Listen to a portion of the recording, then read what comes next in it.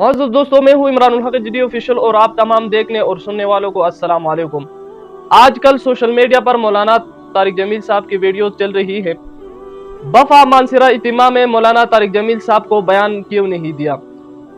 आखिर मौलाना तारिक जमील साहब वहां पर जब पहुंचा और मौलाना तारिक जमील साहब वहां से नाराज होकर वापस क्यों चला गया?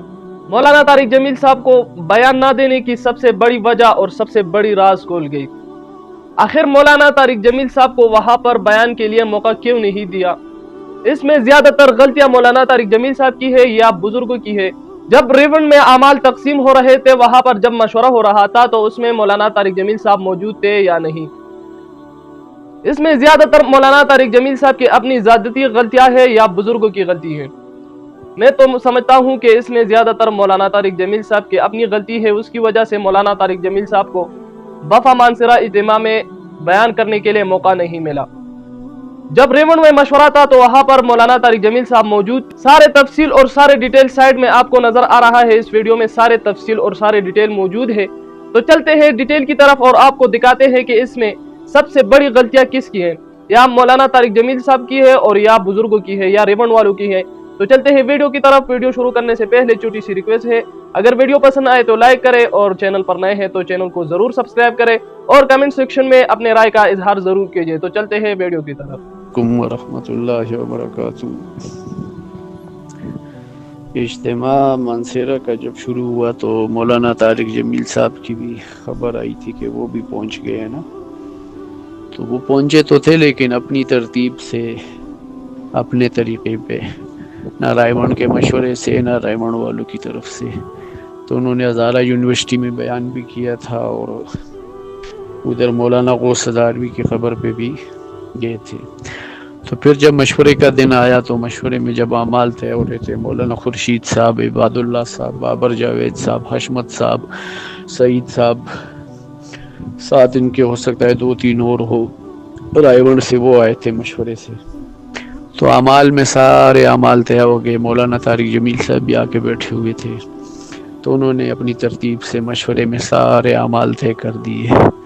इसके ऐनी शाहिद मेरे पीर साहब है, वो भी 18 नंबर जो शूरा है उसके वो भी अमीर है, हल्का जो है हमारा हरीपुर से गिलगित तक। तो कहते सारे अमाल तय हो गए। तो किसी अमल में भी किसी ने भी मौलाना तारिक जमील साहब का नाम तक नहीं लिया, किसी बंदे ने भी। तो कहते जब अमाल तय हो गए, उन्होंने ज़बरदस्ती फिर मौलवी खुर्शीद साहब के हाथ से माइक छीन लिया और बातें शुरू कर दी। उनमें यह था कि मुझसे अल्लाह ने बड़े आज़मों में काम लिया और ये मौलवी खुर्शीद है, इसको मैंने उंगली से चलाया है, ये बच्चा था। और ये जो ज़ियाउल हक बैठा हुआ है, मौलवी ज़ियाउल हक, इसको हिदायत मैंने सिखाई है, लफ्ज़ ब लफ्ज़ इसको अरबी हिदायत मैं सिखाता था।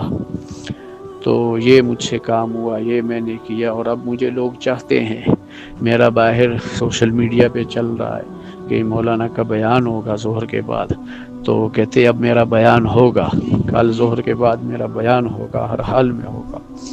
तो फिर जब वो उठने लगे और भी काफ़ी बातें सुनाई, यानी बातें तकरीबन ऐसी थी, अब मैं अगर कहूँ उजब और तकब्बुर पे मबनी थी तो शायद इनके जो शागिर्द है तो लंबे वाले वो नाराज़ हो जाएं, लेकिन कैफियत यही थी तकरीबन। तो साथ ये भी उन्होंने कहा कि सब मुनाफिकों की शूरा है, यहाँ मुनाफिक बैठे हुए हैं सारे और हर शूरा में मुनाफिक हैं। तो फिर उठ के जब जाने लगे, मोबाइल वो माइक फेंक दिया और कहा कि मैं कल करूँगा। फिर कहा कि नहीं भाई नहीं करता, हंसने लगे। तो मैं अगर करना चाहूँ तो मैं कर सकता हूँ, ज़बरदस्ती कर सकता हूँ, लेकिन मैं आप डरो ना। तो ये मुस्कुरा के चले गए। तो फिर उसके बाद फिर बुज़ुर्गों को पता चला कि उन्होंने अपना प्रोग्राम बनाया है बयान करने का।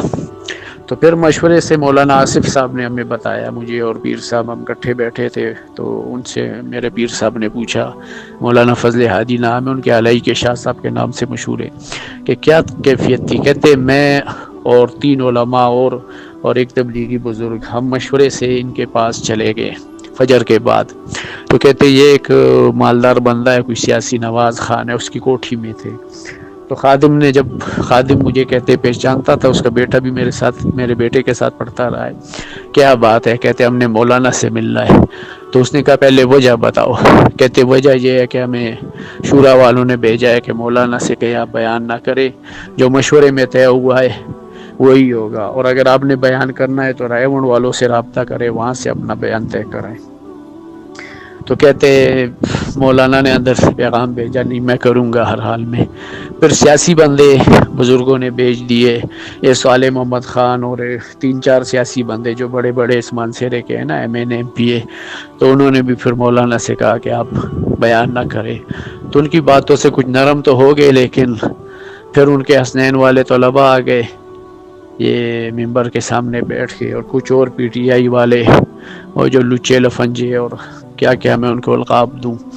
تو پھر ایک عالم ہے جو مرکز کے وہ ہیں غالباً معتمم ہے شاخ کے، تو وہ آئے جہاں تمام مراکز کی شورا والے بیٹھے ہیں، میں بھی ادھر بیٹھا تھا اس وقت۔ انہوں نے کہا ایسے وہ زبردستی آ رہے ہیں تو اب آؤ۔ تو ظاہر ہے پھر سب غصے میں آ گئے، انتقام میں، کہ یہ تو ہمارے مزاج کے خلاف کام ہے سارا، کہ ٹھیک ہے ہمارے سر کے تاج ہیں، سب کچھ ہے، لیکن ایک طرف مزاج سے ہٹ کے چل رہے ہیں، سر عام پی ٹی آئی کی سپورٹ ہو رہی ہے، سر عام میڈیا اچھا ہے، یہ تو ہمارے تبلیغ کے مزاج کے خلاف چیزیں ہیں۔ تو پھر سب اٹھ گئے، اندر مشورہ ہوا، تو پھر یہی طے ہوا کہ ان کو نہیں چھوڑنا۔ تو پھر پیرے والوں کی ڈیوٹیاں لگ گئی، ہماری گاڑی تھوڑی بڑی تھی سیز میں، تو ایک بھائی نے کہا آپ اس طرف اپنی گاڑی کھڑی کر دو میرے بہنوئی کی، تو وہ گاڑی ہم نے کھڑی کی، دوسری طرف بھی گاڑی کھڑی کی، اور دور دور جو اجتماع کے راستے تھے جہاں سے گاڑیاں آتی تھی ادھر بھی۔ تو پھر ہم نماز میں کھڑے ہو گئے، نماز میں پھر جو ان کی سائرن والی گاڑیاں ہیں ان کے کچھ سائرن ہم نے سنے تھے، تو بعد میں نے ایک خاص ساتھی سے پوچھا، اس نے کہا راستے سے ہی واپس کر دیا ان کو۔ تو اس طرح پھر وہ واپس زبردستی یعنی بھیج دیا گیا۔ اور اس وقت ممبر پہ نماز سے پہلے مولانا عباد اللہ صاحب خود چڑھے تھے، مولانا ضیاء الحق صاحب، تو مجمع کو ترغیب دے رہے تھے پیار محبت سے، یعنی آگے آگے نہ ہو، اپنی جگہ پہ بیٹھو۔ اور مولانا عباد اللہ صاحب تو جو آگے آتا تھا کہتے بھائی اس کو بیٹھاؤ، اس کو بیٹھاؤ، اور ضیاء الحق صاحب پیار محبت سے کہ یہ ہدایت کا مجمع ہے، اللہ اس کو ہدایت کے پھیلنے کا ذریعہ بنائے۔ تو لب لباب خلاصہ یہ ہے کہ مولانا نے اپنی جو رہی صحیح وقت عظمت قدر تھی وہ رائمنڈ والوں کے دلوں سے بھی نکال دی، تبلیغ والوں سے بھی۔ تبلیغ والا اس وقت 4 ماہ سے لے کر 7 ماہ شورا سارے تقریباً سب کی کیفیت اور نفرت کا اظہار ایک جیسا تھا۔ مجھ جیسا ملنگ بندہ بھی یعنی یہ کیفیات اچھی نہ لگی ہمیں، تو یہ مکمل کارگزاری ہے۔ پھر وہ چلے گئے اسلام آباد، اور یہ بھی کہا کہ منافقوں کا علاقہ ہے، میں پھر نہیں آؤں گا۔ تو ظاہر ہے اگر اس دن مولانا زبردستی یہاں چڑھ جاتے، کل وہ رائمنڈ ممبر پہ بھی چڑھتے، تو یہ تو ہمارے مولانا الیاس سے لے کے حاجی عبدالوہاب صاحب کی قبر اور ان کی محنتوں، ان کی قربانیوں سے ایک بے وفائی تھی ایک قسم کی۔ یہ ممبر پہ نہیں تھا چڑھنا اس وقت، یہ تبلیغ پہ چڑھنا تھا۔ تو اللہ پاک ہم سب کی حفاظت کرے، ہمیں تکبر و جب سے بھی بچائے، اور مشورے کے مطابق چلنے کی توفیق دے، اور جو مزاج ہے اسی مزاج میں ہم چلیں گے تو ہماری خیر و نجات ہے۔ جیسے سپاہ والوں کا مزاج ہے، وہ اپنے مزاج سے چلتے ہیں، جب اپنا مزاج ان کا ختم تو سپاہ بھی ختم۔ تو ہمارا یہی جو اصول اکابر نے ہمیں دیے، مولانا خورشید صاحب اور سارے اکابر جب مولانا طارق جمیل صاحب بول رہے تھے بالکل چپ تھے، کوئی کسی قسم کا جواب ان کو نہیں دیا، لیکن ادھر جا کے ظاہر ہے وہ بھی کچھ سوچیں گے آخر ہے کہ اب کیا کرنا چاہیے۔ یہ مختصر سی کارگزاری تھی۔ السلام علیکم۔